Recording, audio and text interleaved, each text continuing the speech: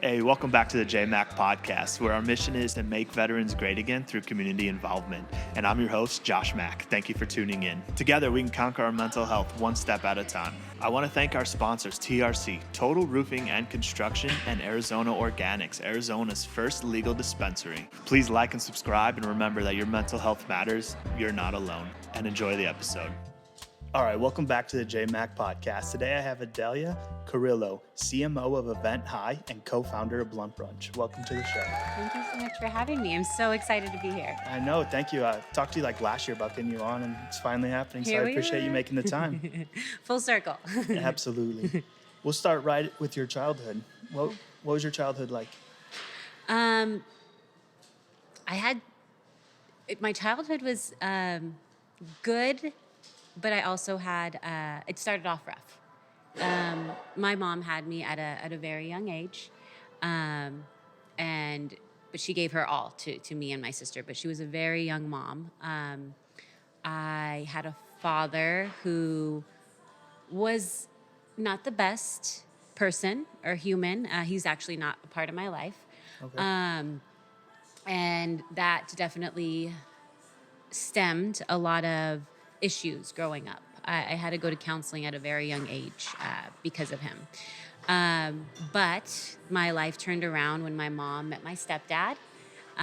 She met an amazing man, and when she was in San Diego, and he really changed our lives. He really showed me what a father should be, and what a husband should be, and you know, he literally gave us a better life than we would have had before. I'm really thankful for that. Yes, yeah. Can we talk a little bit more about your biological father? Yeah. How long was he in your life for? I would say until about probably between 5 to 7 years old, but that was still sporadically at those points. Would you like to discuss any of the traumas that he caused you? I can go a little bit into it. Whatever you feel comfortable with. Yeah. You know, he was a person that would physically abuse, not me, but my mom. But he did mentally abuse me in the sense of putting thoughts in my head that everything was my mom's fault. You know, whatever he was doing, it was not because of him. It was because of her. So I know at points the reason I had to go to therapy was because as a young girl, even in like elementary school, I would cry in the middle of class because I was so scared my mom wasn't going to come home to me, or my mom wasn't going to pick me up, and it was traumatizing, you know, to go through that at such a young age, or even to have to like go into therapy and talk to people. I didn't know what that was. I didn't know what I was doing, you know, and having to go and they would tell you, oh, go draw things, and like I know it was because they were trying to project and see what was happening to me in my life. But yeah, that's kind of the stem around it. Yeah. Looking back now, what would you tell your younger self to help you get through that moment, or somebody that's now an adult that went through a similar situation that hasn't faced it yet? You know, I think for an adult that hasn't faced it yet, it's vital. It has helped me so much going through that healing journey of realizing that I was not at fault, that my mom didn't deserve it. And I know I knew that she didn't deserve it, you know, especially as I got older, but just that guilt of knowing everything that she went through, I think I held on to it for a long time, because I know as a child after that, I always just tried to be such a good child. I always tried to get good grades. I was always scared of like hurting her or like doing things that, you know, would disappoint her. And I knew it was all because of that situation of how my childhood began with him. And like how he made me feel that she was the bad person, you know? Okay. But again, telling somebody it's hard work to kind of look back at your past, but a lot of the things that we do and how we heal or how we react to others, it does all come in a way from what happened to us as a child. Yeah, I solely, this is why I like to start the podcast asking about your childhood, because I feel Yeah. like that stems how we're going to react or respond to things growing up and into in our adult life True. until we are aware of it and take the actions of going to therapy or working out the issues. Yeah. Um, So true. so I like to get a backstory on that. Yeah. Yeah. Do you feel like therapy helped you as a child? I think so in the beginning. I think as I got older, I was having this kind of rebellious side. Like, even though I did so well in school and got grades and did all the sports, I still had this like rebellious side about me. And so I think at that point in my life, I didn't want to go to therapy anymore. I was like, I can figure this out by myself. I'm an adult, like Yeah. as we all do, like, at that age. But in the beginning, I would say it definitely did. I think it definitely also helped my mom understand what I was feeling, and also to make me recognize the feelings that I was going through. And, because again, as a child, crying in the middle of class, worried that you're not going to see your mom again, it, it was hard, it's hard to feel that way. I could imagine. Uh, did your relationship towards your mom change when you were younger then? Like when your dad was telling you it's all your mom's fault, did you start to believe that? See, some of those things I don't remember. My mom says I haven't. We've talked about it because I've had moments where I was like, I feel so guilty. I'm so sorry. But I really feel, like, looking back, she's like, no, we were always best friends. Like, my mom was young too. So, growing up together, like, we really grew up together. Um, and again, I think as I got older, it was a little bit hard because that rebellious side. But now looking back, I feel like now as we're even older, like, she is my best friend. She's It's somebody I awesome. call, like, no matter what. Last night I was hanging out with Yeah. her. I'm glad you have that connection with your mom still and you had it the whole time. And when did your stepdad come into the picture? It would be around that, elementary, maybe a little bit earlier, like 6, 7, 8, around age. Yeah, he was probably actually my sister was around 1. So yeah, I think around 7. Okay. And did you ever have any ill feelings towards him or did you instantly like the man? In the beginning, I liked him. I saw that he was a good person. And then again, as I got older and he would start to tell me what to do, I would say, you're not, I know I've said this and it was heartbreaking now that I get older. You're not my dad. And at the end of the day, he is my dad. He's the Right. best dad that I could have ever had. He's shown me what a dad should be. So to this day, I regret saying that. I have a hard, like, I feel bad that I ever said that to him because I knew it hurt him. Um, but yeah, overall, like, I've accepted him. That's Yeah. awesome. What do you think made him such a good stepdad or dad to you? I have older kids from my wife's previous marriage, and I want to improve our relationship. So, like, what kind of advice would you give? um, just kind of being intentional, learning to listen to them, you know, trying to understand them, or just hanging out with them. He would always hang out with us. Like, I know I would have never had this without him and my mom meeting. Like, we would go on camping trips. We would go do a lot of things that were memorable that I look back on. Even going to the beach, or again, going to a campground for a day and hanging out as a family. Like, little things like that. We still to this day talk about those stories. So, creating core Yeah, memories. creating core memories, just little activities together are so vital, I felt like. And then he got to know us more and we got to know him more too. Okay. And then during your rebellious stage, I'm sure it's different with everybody, right? Yeah. I'm sure I went through it myself. Yeah. But how would you say what's a great way to stay connected through that rebellious stage and not push you to rebel?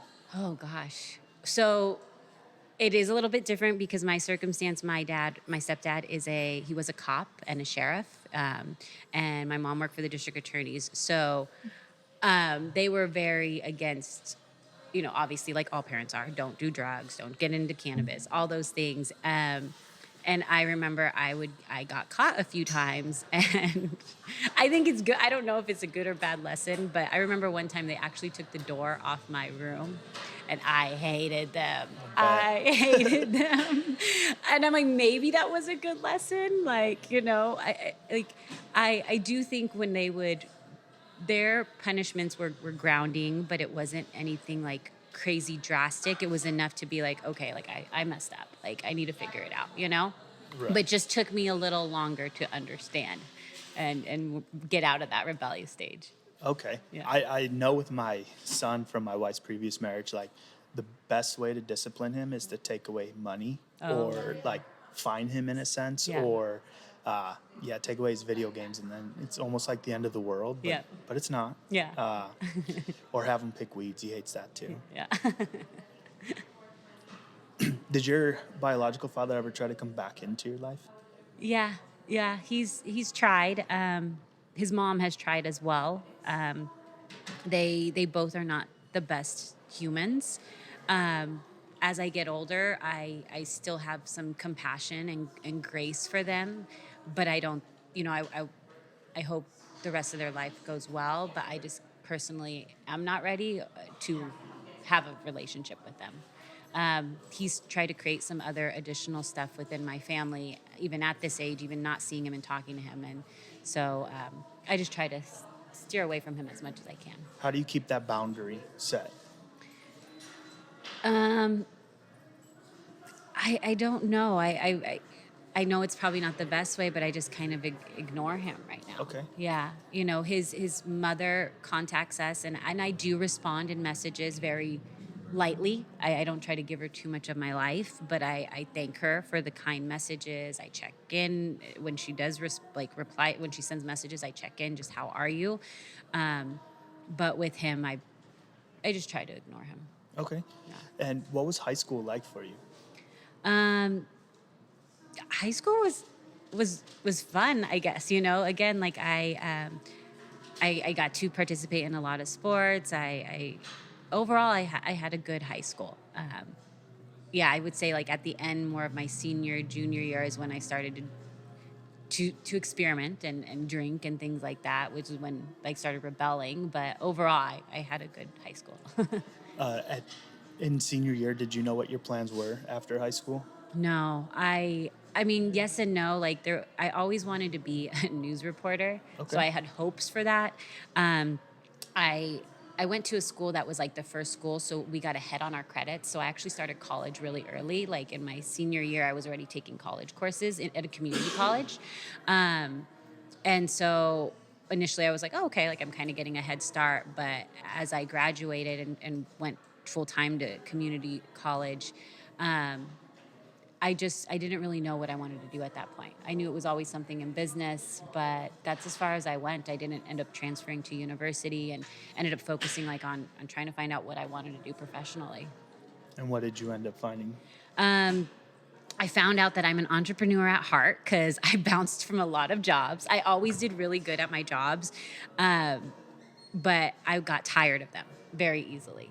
So I would work with them for like a couple years or a year or sometimes even less and then find a new job that interested me, that like I was like, ooh, this looks exciting, And back then it was a lot easier to do that. Nowadays it's so hard to go from job to job, find jobs so easily. But it did lead me to getting a couple positions that made me really evolve into leadership and management. I worked for this company. It's well known now. It's Massage Envy. It's like a chain, and they do They have massage places all over, and I was a manager for that, and that helped me evolve my career. Then I got into the consumer electronic industry, and I got that job because I applied to a job agency. So they're the ones that got me that job, and it was temporary. And they ended up wanting to keep me, and I was able to evolve and grow within that company. And I loved it. That was my first actual career that I'm like, oh, I can see myself actually staying in corporate, and then life changed. Other things happened. What do you think was the most beneficial thing about jumping around from job to job after so many years? The experience in reality. I got to learn so many different things and see how so many different businesses are ran and tried so many different positions. Again, from probably a resume standpoint, that doesn't look the best. But for me, I got a lot more hands-on experience from different positions and companies. And then you can see what you liked and didn't like. Yep. So what do you feel like hurt you by doing that? Again, just not having that full, I guess, stability of a career. Again, I could see if now looking at me being a business owner, looking at somebody that might have all that, are they reliable? Will they stay around? Or are they just going to be here for a year? We're going to invest money to train them and then they're going to leave, Right. So things like that. Okay. And you also said life happened. Do you want to discuss what life happened? Sure. And this is actually what stemmed into my career now, where I'm at as an entrepreneur. So as I said, I was working with this company in the consumer electronic industry. It was a company called Skinit. We would create custom designs on electronic devices, so on phones, on anything. We worked with big Fortune 500 companies to people and their devices and stuff. And it was a great company. I was also at that point, though, where how far can I evolve with this company? Am I going to be able to move up? And the answer was not really. All the positions were filled. These roles were not really going to be open. And so I didn't really know how much further up I could go within that company. And at that same time, I ended up finding out I was pregnant, which was very exciting for the time that the few weeks that things were well. And then I ended up having some health complications. I had an ectopic pregnancy, and I had to go to the emergency room, and I right away just had to go have emergency surgery. The pregnancy was actually impacting my life. And so, they rushed me to the ER, and you don't really have time to think about anything except you're going through this, and you're now going to lose this pregnancy that you just found out about. And so after that, I woke up and, everything changed. My mindset changed. My priorities changed. I honestly, after that, for the first year, I lost myself. I couldn't leave the house. I had such bad anxiety. I was so depressed. The doctors gave me, pharmaceuticals, which kind of helped a little bit, but not really. I'm very sensitive to those kind of prescriptions. And so I was just always sick all the time. I didn't want to get out of bed, and it didn't help. So after a year, my fiance was like, let's try something different. This isn't working. And my mom and dad and everybody saw it. They're like, you've lost yourself. And they would try to get me out of the house, but I would have such bad anxiety. So he suggested cannabis. And, I laughed because to me, I thought about high school and having the munchies and just giggling all the time, But I was open. I was like, let's try it. I'm open to anything. And I didn't tell my family right away again, with them being, a cop and a sheriff and working in the district attorney's office. I did not want to disappoint them. To them, they still thought of it as a drug, all the bad things that they thought about it. But I did. I started trying out, educating myself, and I started to change. My anxiety started to go away. I ended up starting my first own business at that time. I ended up opening up a floral and event planning company and started going out there and doing events and doing floral displays. And finally, within probably 6 months, I changed my LinkedIn. And I didn't know that my dad was following me.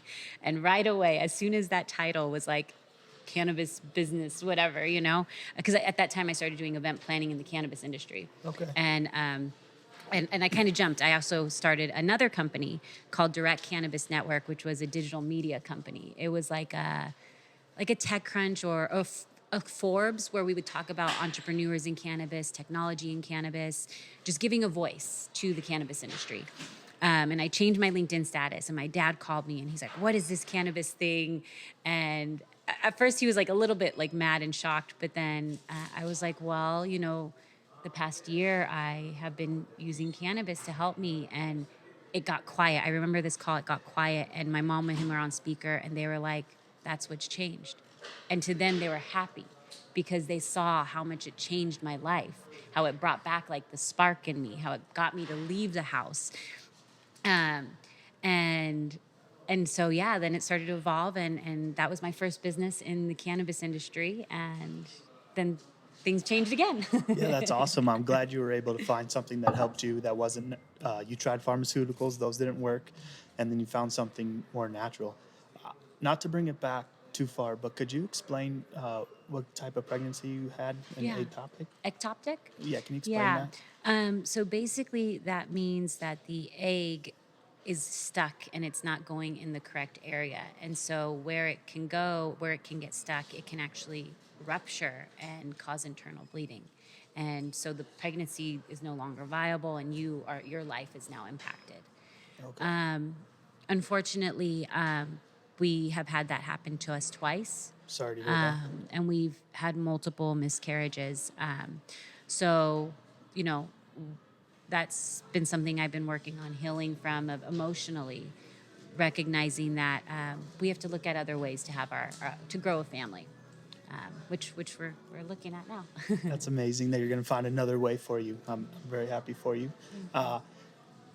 What are some steps that you've taken outside of cannabis and pharmaceuticals to help you heal from that, to like strengthen your mind? Yeah. So I do see a therapist. I have been off and on, in times of my life. So therapy has helped me tremendously. Journaling has helped me tremendously.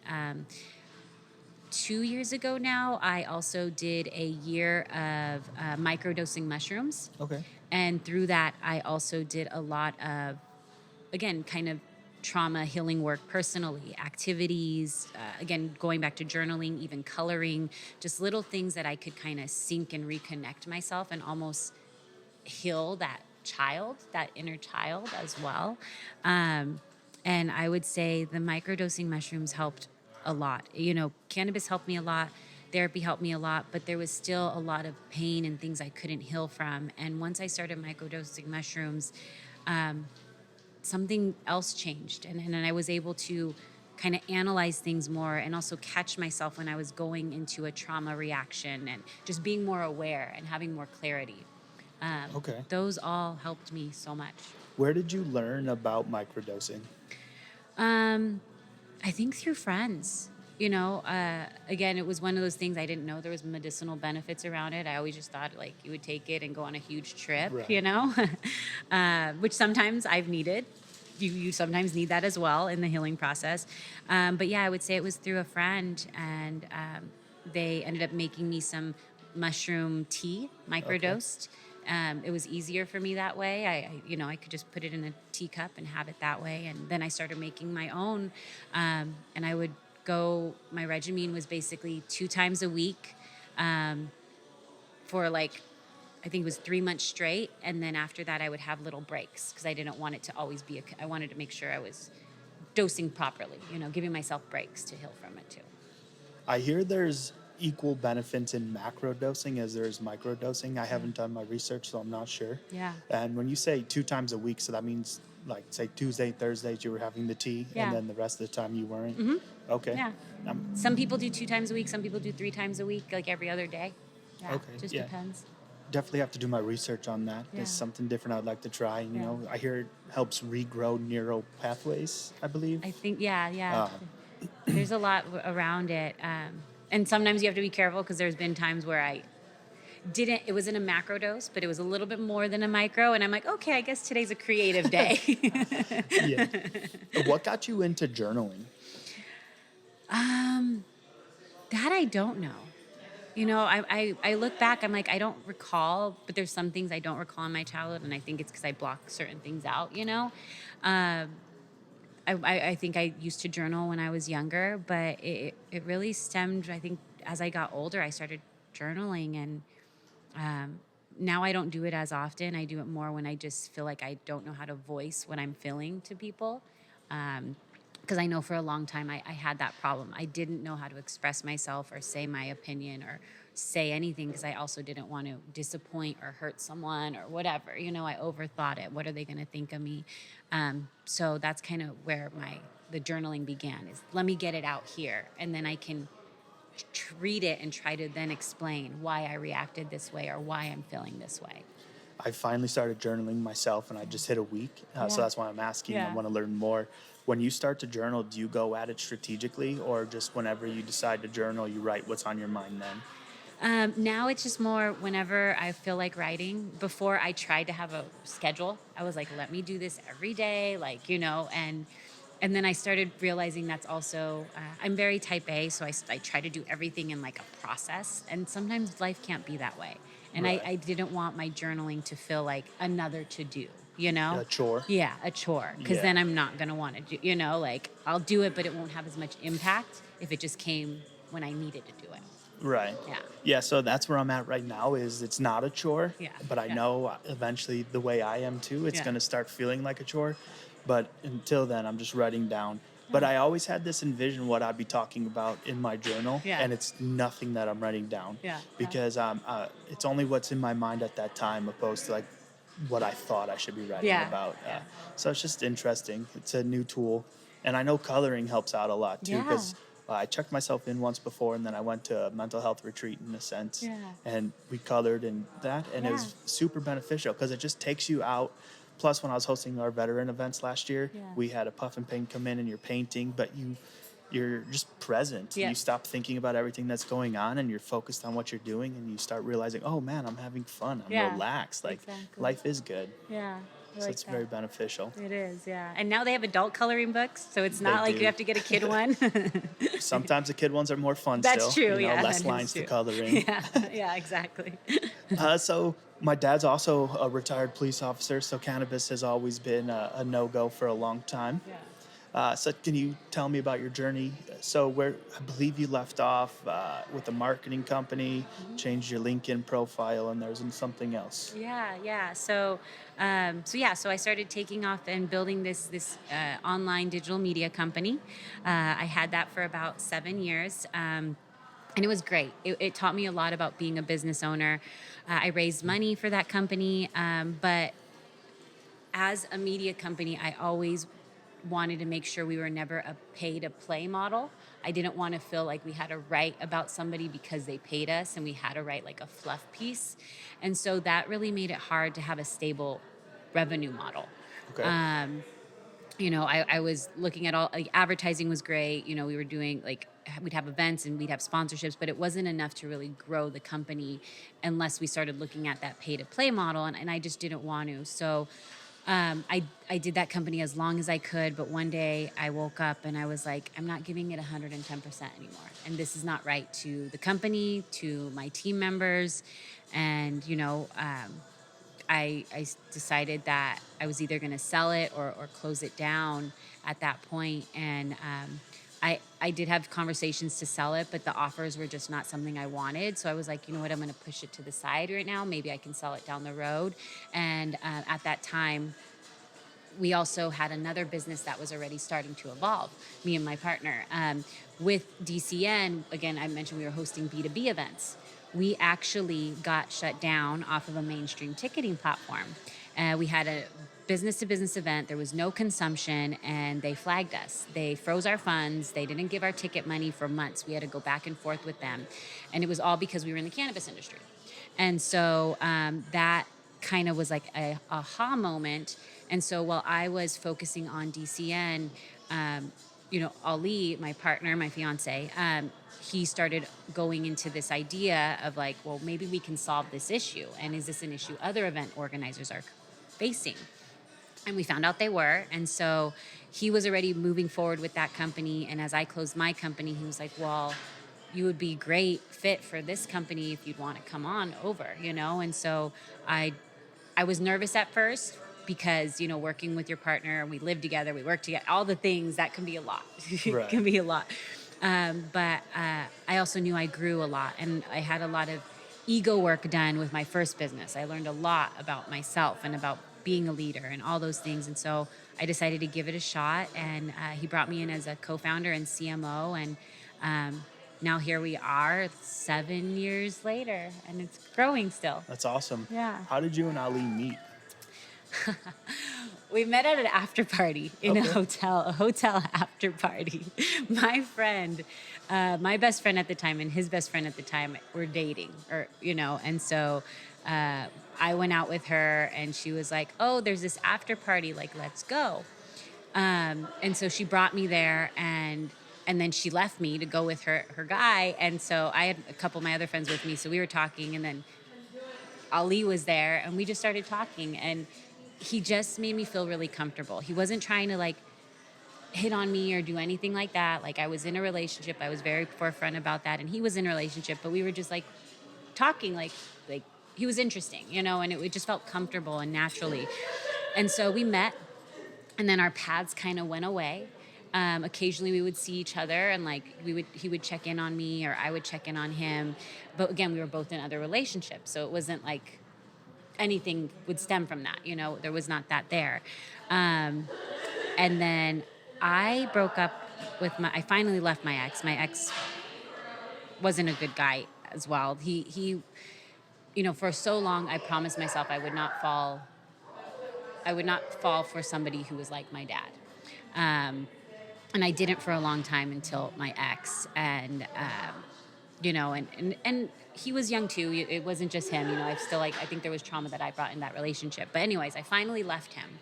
And Ali was opening up his hookah bar. And he messaged me and said, "Hey, I'm opening up my hookah lounge. Do you want to come to my grand opening?"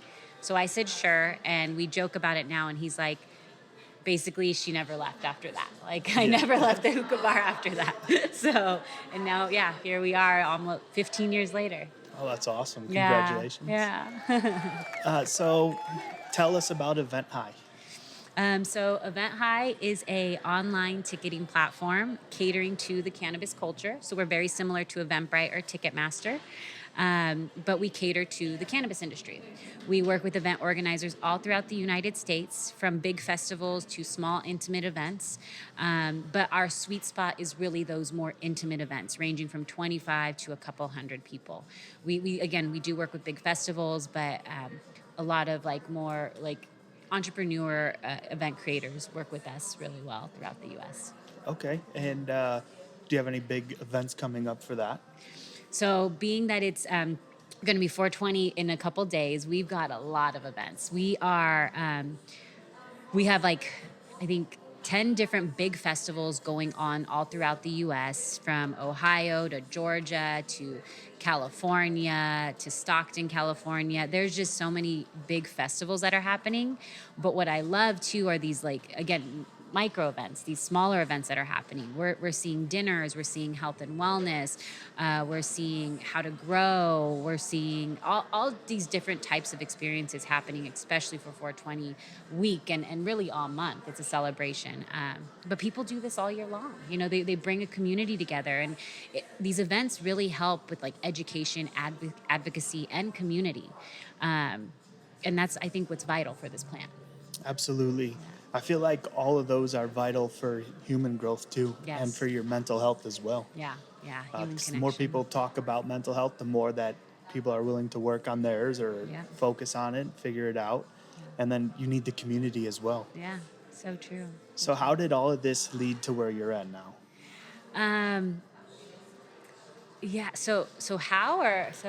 How did closing down your marketing company to being co-founder of Event High start to you co-founding Blunt Brunch? Oh, yes, yeah, of course. So I took on this position with Event High, and we started to really focus on growing the company. Obviously going through COVID impacted our business a lot. We really didn't think we were going to survive. We worked again in multiple states, and every state, when 2020 was happening, started shutting down. So we didn't think the company was going to survive. We pivoted. We did virtual events. We really focused on educating and just kind of being like a community hub of bringing people together online, as again, that emotional, that mental support of still trying to connect with each other, as we all didn't know what was going on, with everything.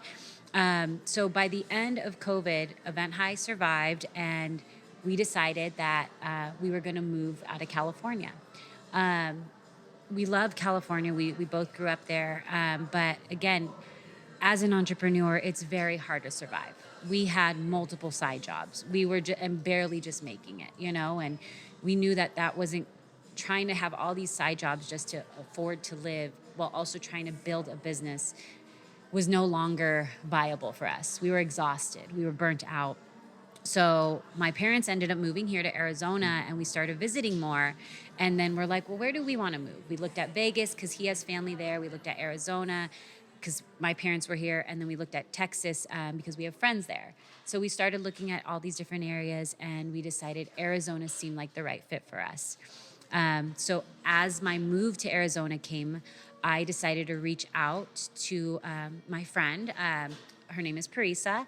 And I just said, hey, we are moving to Arizona. And, being in California, I know that there's like a bubble that I'm in, this cannabis community bubble. And I'm moving to a whole new state, and I want to put myself out there.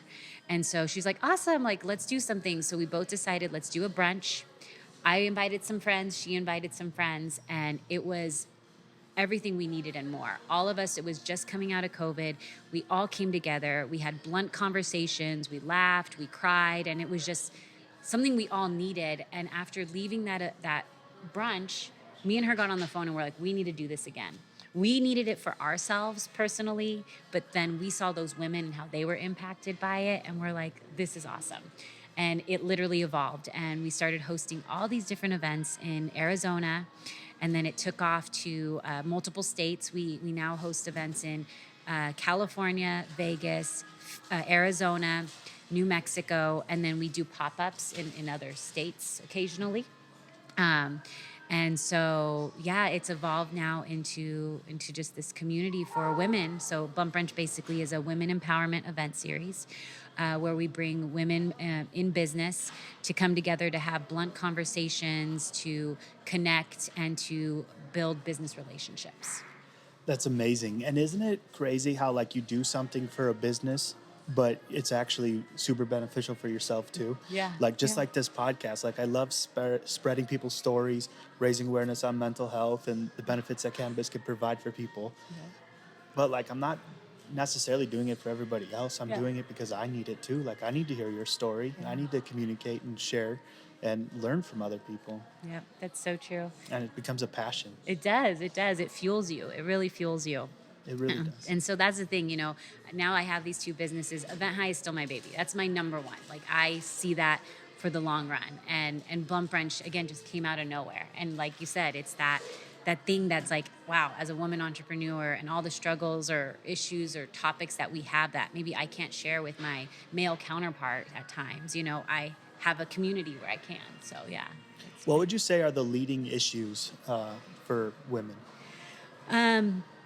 Leading issues are, I think it's hard for women to, even to this day, to rise up within companies. I don't really know what the stem is. I don't know if it's just upper management looks at credentials a different way. I think there's still issues with fair pay between men and women.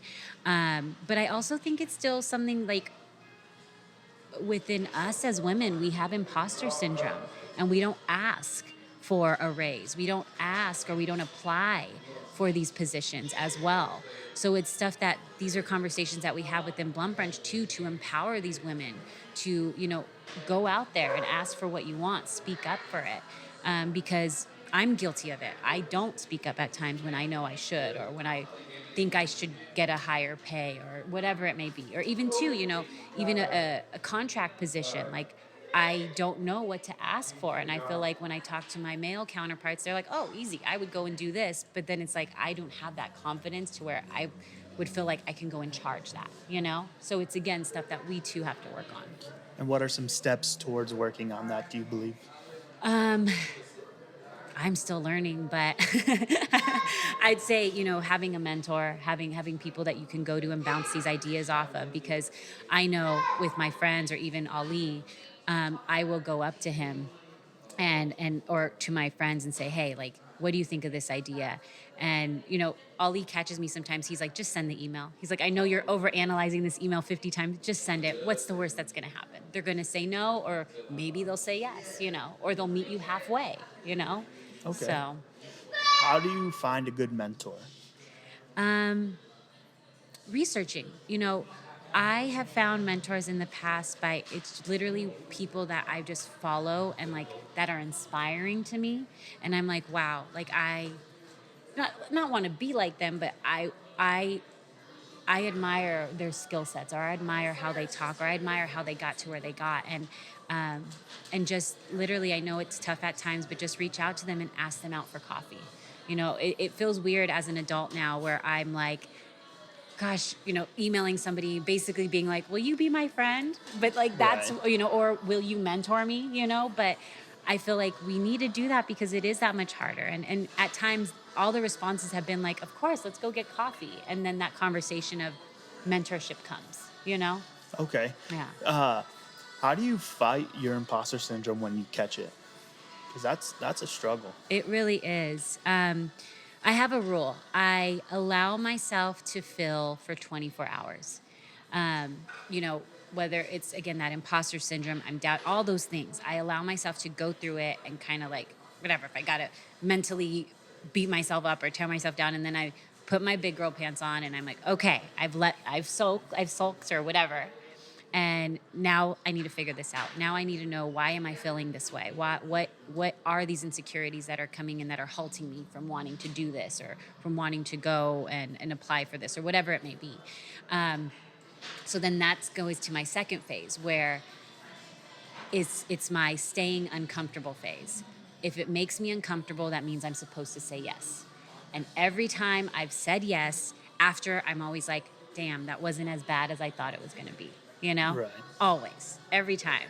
Or I've learned from it, and okay, I'll get better next time. But those are just two techniques that I use personally. Yeah. Those are some great techniques. What's a good technique that you use to take an L as a learning lesson as opposed to a loss and holding you down? Um,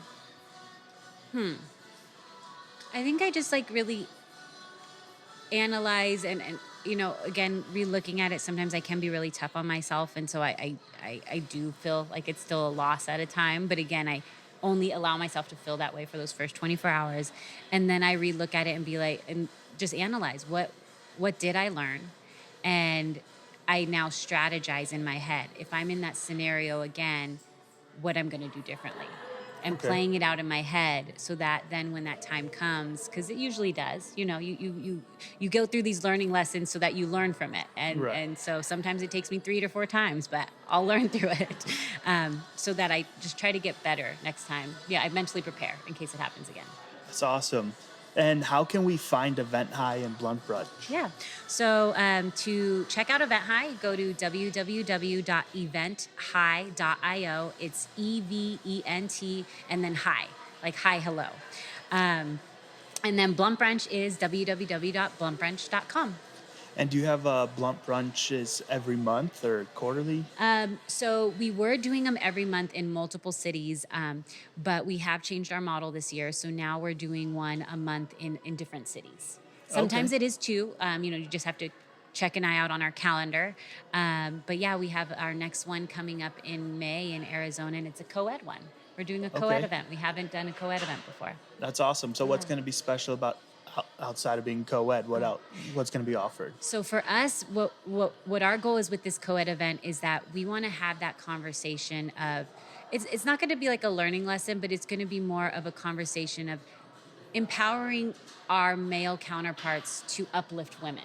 And we're still trying to figure out the best way to approach that conversation. But again, we want to incorporate the blunt conversations, which Blunt Brunch is about, and have our everyone in the room be able to be a part of that moment and be able to learn and experience and talk together about some of the issues that are stemming from women not being able to move up within the industry.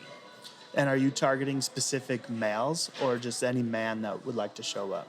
Ideally, just any man that would like to show up, but somebody that probably has a business or that works for a cannabis company so that they can be an ally. Okay. They don't have to own the business, but if they're an ally within a company and then they can learn, then they'll be more compassionate and aware of, making sure that they're that other women in the room, maybe can be considered for that position. Or, if they hear that she wants to apply for it, but she doesn't, maybe he might motivate her to do it or can recommend her for that position. So it's finding men that are more willing to be open about supporting females in Yeah. their roles. I like that. Yeah, What yeah. made you guys open it up to that? We've been asked a lot, a lot of guys are like, not necessarily why can't we come, but we would love to come, or how can we come and attend. And so, they're also allowed to sponsor these events and be there as the brand, but to actually be a guest, they're not, it's more for women focused. So again, it was just trying to test it out, see if we opened the doors and seeing if that kind of changes some of the conversation, find a different way that we can make an impact, not just focused around women, but how can we, work with our allies to start making a difference. And what would be your number one goal to come out of this? I think, again, to just have our allies more aware of the challenges that women are facing in the industry. I know one event's not going to do that, but, Right. Again, just to plant that seed. With this event, we're also going to have fun. We're going to have speed networking. We're going to have vendors. We're going to have things like that. It's at this wonderful venue called Chic Chef in 77. And so I think it'll be good, too, to just come together as a community and network. Absolutely. Yeah. And what do you have to say to all the women that watch the podcast? What I would say to all of you women that are watching is, I know that we are our highest, we are our most judgmental person. We're against ourselves at a lot of times in life. And again, we have imposter syndrome. But I want you to remember that you are important, that you can do anything you put your mind to, and that you are deserving of anything that you envision for your life. Okay. And what about the men and the allies? What do you want them to know or take away from this interview? I think, what I would love for our men, our allies, to take from this is, stand up for the women figures in your life, whether they're colleagues or they're your partner. I think at this day and age, we move so fast, and, just doing a quick check-in. How are you? Is there any way I can support you? Goes a long way. And what recommendation do you have for me to do a better job at whether supporting women or just in the podcast in general from your experience? To be honest, my experience has been, you've just been so welcoming. Like every time I've talked to you, it's always been very comfortable. So there's no changes in your presentation and what you do. Like I literally, this podcast, sitting here with you has just felt so comfortable. Thank you. And just so, again, you're considerate and the way you are intentional. So right now, I don't have any feedback. Thank you. I appreciate that. If feedback ever comes, I'll gladly will take it. Yeah. I'm going to wrap this up for us, but is there any safe rounds, anything I missed that you would like to talk about or advertise for? No. Yeah, just thank you so much for the opportunity. And I look forward to watching more episodes as well. Absolutely. Thank you for coming on. I appreciate you. Yeah, thank you.